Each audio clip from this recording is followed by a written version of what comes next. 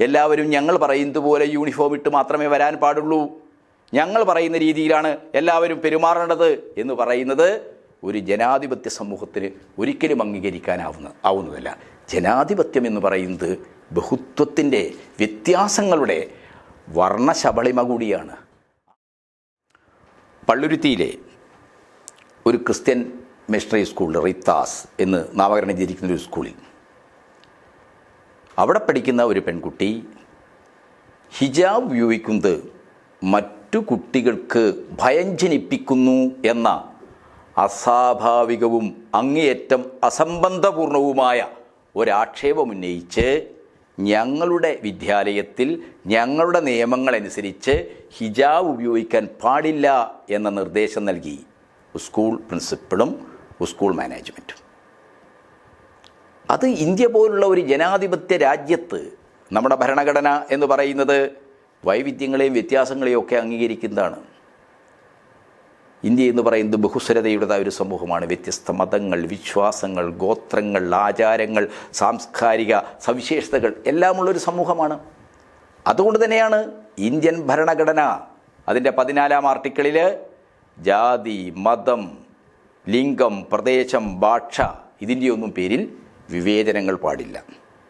അങ്ങനെ വിവേചനങ്ങൾ കാണിക്കുന്നത് നമ്മുടെ ഭരണഘടനയുടെ 15-ാം ആർട്ടിക്കിൾ അനുസരിച്ച് കുറ്റകരമാണ്, ക്രിമിനൽ വൃത്തിയാണ്.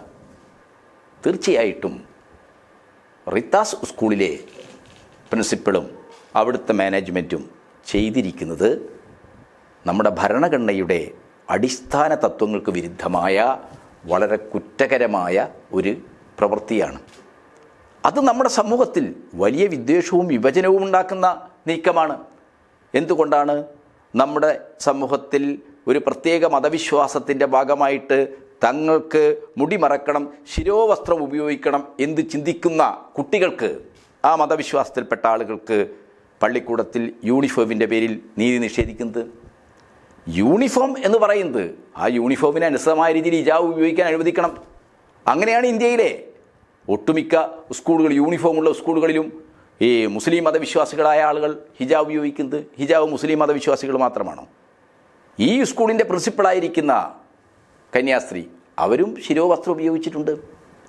ഇന്ത്യയിൽ ശിരോവസ്ത്രം ഉപയോഗിക്കുന്നത് കുറ്റമാണ്, ദേശീയതക്കെതിരാണ്, അവർ അനഭിമതരാണ്, അവർ രാജ്യദ്രോഹികളാണ് എന്ന പ്രചരണം RSS അഴിച്ചുവിടുകയും ബജ്രംഗ് ദൾ പോലുള്ള വിശ്വ ഹിന്ദു പരിഷത്തിൻ്റെ നിരവധി സേനാദളങ്ങൾ രാജ്യത്തിൻ്റെ വിശാല മേഖലകളിൽ കന്യാസ്ത്രീകളെ വലിയ രീതിയിൽ കയ്യേറ്റം ചെയ്യുകയും ആക്രമിക്കുകയും ചെയ്യുന്ന സംഭവങ്ങൾ ഓരോ ദിനവും വാർത്തകളായി വന്നുകൊണ്ടിരിക്കുന്ന ഒരു സന്ദർഭത്തിലാണ് ക്രൈസ്തവ സമൂഹത്തെ പ്രതിനിധീകരിക്കുന്ന ഒരു വിഭാഗം നടത്തുന്ന ഒരു പള്ളിക്കൂടത്തിൽ, അതും ഉത്ഭുതമായ നമ്മുടെ കേരളം പോലെ ഒരു സംസ്ഥാനത്ത്, ഹിജാബ് ഉപയോഗിക്കുന്ന കുട്ടിക്ക് സ്കൂളിൽ പഠിക്കാൻ പാടില്ല, സ്കൂളിൻ്റെ അച്ചടക്കത്തിന് വ്യവസ്ഥയ്ക്ക് വിരുദ്ധമാണ് എന്ന പ്രചരണം നടന്നത്. ഇത് RSSൻ്റെ ഹിന്ദുത്വ രാഷ്ട്രീയമാണ്. വസ്ത്രത്തെ, ഭക്ഷണത്തെ, മനുഷ്യജീവിതത്തിൻ്റെ സൂക്ഷ്മ വ്യവഹാരവുമായി ബന്ധപ്പെട്ട എല്ലാ സാംസ്കാരിക സവിശേഷതകളെയും പ്രശ്നവൽക്കരിച്ച് അതിൻ്റെ പേരിൽ വിഭജനവും വിദ്വേഷവും സൃഷ്ടിക്കുക എന്ന അജണ്ടയുടെ ഭാഗമായിട്ടാണ്, ആ അജണ്ടയിലാണ് റിത്താസ് സ്കൂളിലെ മാനേജ്മെൻറ്റ് കളിച്ചിരിക്കുന്നത്. അത് വളരെ അപകടകരമായ ഒരു കളിയാണ്. കർണാടകയിൽ ഹിജാബ് ഉപയോഗിക്കാനുള്ള അവകാശത്തിന് വേണ്ടി അവിടുത്തെ കുട്ടികൾ നടത്തിയ സമരം, വിശ്വ ഹിന്ദു പരിഷത്തും RSSും ഹിജാബ് ഉപയോഗിക്കുന്ന കുട്ടികൾക്ക് നേരെ നടത്തിയ ആൾക്കൂട്ട ആക്രമണങ്ങൾ, ഇതെല്ലാം നമ്മുടെ രാജ്യത്ത് വലിയ രീതിയിൽ ചർച്ച ചെയ്യപ്പെട്ടതാണ്. സുപ്രീം കോടതി പോലും ഇടപെട്ട പ്രശ്നമാണ്. അതുകൊണ്ട് രാജ്യത്ത് ഒരു ഭരണഘടനയുണ്ട് എന്ന് മനസ്സിലാക്കണം. കേരളത്തിൻ്റെ ബഹുമാന്യനായ വിദ്യാഭ്യാസ മന്ത്രി ശിവൻകുട്ടി ഹിജാബ് ഉപയോഗിക്കാനുള്ള കുട്ടികളുടെ അവകാശം അനുവദിക്കണം, മാനേജ്മെൻറ്റ് ധിക്കാരപൂർവം പെരുമാറരുത്. അപ്പോൾ എന്താണ് മാനേജ്മെൻറ്റിൻ്റെ വാദം? എന്താണ്? പ്രിൻസിപ്പൽ പത്രക്കാരെ വിളിച്ചു കൂട്ടി പറഞ്ഞു, വക്കീലിനെ ഇരുത്തി പറഞ്ഞു. എന്താ പറഞ്ഞത്? ഞങ്ങൾക്ക് സ്കൂൾ KER അനുവദിക്കുന്ന സ്കൂൾ നടത്താനുള്ള ന്യൂനപക്ഷങ്ങളുടെ പ്രത്യേക അവകാശമുണ്ടെന്ന്. ഇത്തരം ആളുകൾ മനസ്സിലാക്കേണ്ടത്, നമ്മുടെ വിദ്യാഭ്യാസ മന്ത്രി ഓർമ്മിപ്പിച്ചതുപോലെ ഭരണഘടനയ്ക്ക് താഴെയാണ് KERഉം വിദ്യാഭ്യാസ സ്ഥാപനങ്ങൾ നടത്താനുള്ള ഓരോ വിഭാഗത്തിൻ്റെ അവകാശവുമെന്ന് നമ്മൾ മനസ്സിലാക്കണം. ഭരണഘടന എല്ലാവരെയും തുല്യരായി കാണാൻ, സ്വതന്ത്രരും തുല്യരുമായി കാണാൻ കൽപ്പിക്കുന്ന, നിർദ്ദേശിക്കുന്ന ഒരു നിയമസംഹിതയാണ്. എല്ലാവരെയും സ്വതന്ത്രരും തുല്യരുമായി കാണുക എന്ന് പറഞ്ഞു കഴിഞ്ഞാൽ എല്ലാവരുടെയും നമ്മുടെ സമൂഹത്തിലെ വ്യത്യസ്ത വിഭാഗങ്ങളുടെ ബഹുസ്വഭാവത്തെ, വ്യത്യസ്ത സ്വത്വ സാംസ്കാരിക സവിശേഷതകളെ അംഗീകരിക്കുക, ഉൾക്കൊള്ളുക എന്നതാണ്. അതാണ് ആധുനികത എന്ന് പറയുന്നത്. എല്ലാവരും ഞങ്ങൾ പറയുന്നത് പോലെ യൂണിഫോം ഇട്ട് മാത്രമേ വരാൻ പാടുള്ളൂ, ഞങ്ങൾ പറയുന്ന രീതിയിലാണ് എല്ലാവരും പെരുമാറേണ്ടത് എന്ന് പറയുന്നത് ഒരു ജനാധിപത്യ സമൂഹത്തിന് ഒരിക്കലും ആവുന്നതല്ല. ജനാധിപത്യം എന്ന് പറയുന്നത് ബഹുത്വത്തിൻ്റെ, വ്യത്യാസങ്ങളുടെ വർണ്ണശബളിമ കൂടിയാണ്.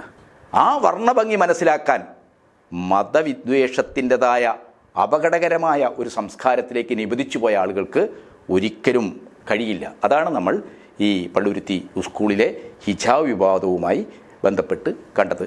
ഇന്ത്യയുടെ ഇന്നത്തെ സാഹചര്യത്തിൽ ഇഷ്ടമുള്ള വസ്ത്രവും ഇഷ്ടമുള്ള ഭക്ഷണവും ഇഷ്ടമുള്ള ജീവിത ബന്ധങ്ങളുമൊക്കെ സ്വീകരിക്കാൻ എല്ലാവർക്കും അവകാശമുണ്ട്. ആ അവകാശത്തെ നിഷേധിക്കുന്ന കരാളമായ ഹിന്ദുത്വ ഫാസത്തിൻ്റെ ഒരു വാഴ്ചയ്ക്ക് കീഴിൽ നമുക്കറിയാം, പ്രണയിക്കുന്നവരെ റോമിയോ സ്കൂളുകളെ വിട്ട് തല്ലുക, ഇഷ്ടപ്പെട്ട ഭക്ഷണം ബീഫ് കഴിക്കുന്ന അനഭിമതരാണെന്ന് പറഞ്ഞുകൊണ്ട് ആൾക്കൂട്ട കൊലപാതകങ്ങൾ നടത്തുക, രാജ്യത്തിൻ്റെ വിവിധ മേഖലകളിൽ ഹിജാബ് ധരിക്കുന്നവരെ ഹിജാബ് എന്തോ ഒരു ഭീകരവേഷമാണെന്ന് പറഞ്ഞുകൊണ്ട് വേട്ടയാടുക. ഈ ഭീകരമായ ഫാസിസ്റ്റ് സംസ്കാരത്തിനെതിരായിട്ട് ജനാധിപത്യത്തിൻ്റെ ഭാഗത്തു നിന്ന്, ജനങ്ങളുടെ യഥാർത്ഥമായ ജീവിത അവകാശങ്ങളുടെ ഭാഗത്തു നിന്ന്, നമ്മുടെ ഭരണഘടനയുടെ ഭാഗത്തു നിന്ന് ശക്തമായ പ്രതിരോധം ഉയർന്നു വരണം.